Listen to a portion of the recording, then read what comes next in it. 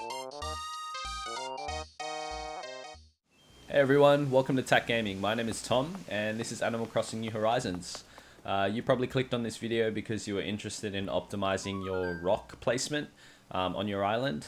This is just my process in which I took to create the most optimized layout for my rocks so that it'd be easier for me to farm on the daily basis. So in this video I'm going to cover everything that I did over the few days that I did it. So it took me about 5-6 days overall, and I'm in the 200 plus hour range, so keep in mind that this is something that you should be thinking about doing later after you've pretty much terraformed everything, you've established all your spots to move, all the important buildings, especially your villages. And in this sense, you can see that I've tried and optimized my area to create a kind of like a rock garden, but I think that it is possible to place your rocks in one certain area with a maximized space. So you can see here, I'm just showing you now that each rock from a game system sense requires a 3x3 grid space, which means that it takes a total of 9 tiles up with the rock placed in the middle. Now it is possible for the rock to spawn in a single grid space,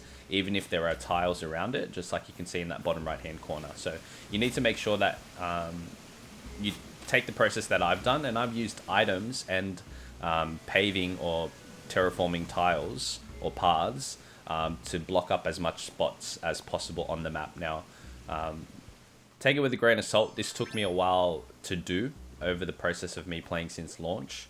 So you should, again, be doing this way later in the game.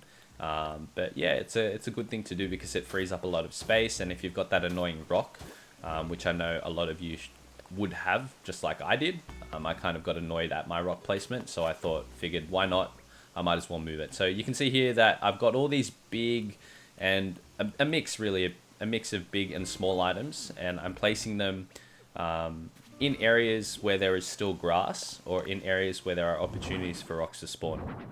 You can see I'm covering up as much of the leftover space that I have on my island. I know it's not much because a lot of my island is already covered. So you can see that I'm trying to cover a 3x3 grid area so that the rocks can't spawn.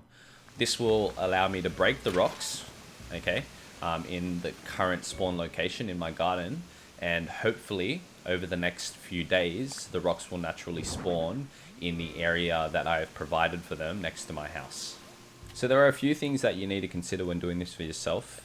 The first one is that it is okay to break all the rocks at once, so long as you have made sure that you have covered every single spot on your island, either with an item or a tile using the terraforming tool. Now, you can see that I was pretty happy. I got my first one to spawn out of the 6 tiles, but now I'm going to show you or cover the most optimized method that I thought to set up my garden before I actually started breaking my rocks. So if you are wanting a fence around your rock farm, the most optimized method here is a 9 grid space by a 7 grid space. So that's 9 left to right and that's 7 front to back. And that will give you an even single path between each rock and allow you to put fence around that. That's including the fence size as well. So you can see here I'm breaking the remaining rocks the next day and making sure that I am covering the vacant or empty void that I leave from where the rocks were, just with an item, because it's faster than pulling out the terraforming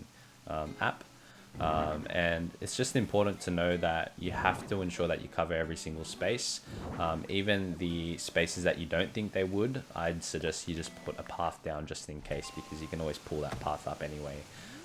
Here I am the next day thinking that I was going to have another rock spawn, but lo and behold it didn't, and it occurred to me that I had forgotten about my gardens. So I went there straight away to the left, and lo and behold there is one rock that has spawned in between my golden roses. So I managed to break this one, but it occurred to me that I needed to cover up quite a bit of garden space because I had a few gardens, so I used bunches and bunches and bunches of weeds. I just went throughout all my gardens, but I managed to forget about my fruit orchard garden, so I broke that rock too. So over the next few days, you can see all my weeds are still there and they're growing, but voila, they're all there, all 6 rocks. This was probably one of the best feelings that I've had in my 200 plus hours of Animal Crossing New Horizons.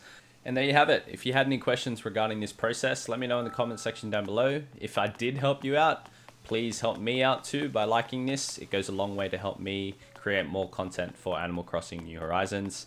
Till next time, guys, I hope to see you all in the next video. Have a good day and enjoy the island life. Peace.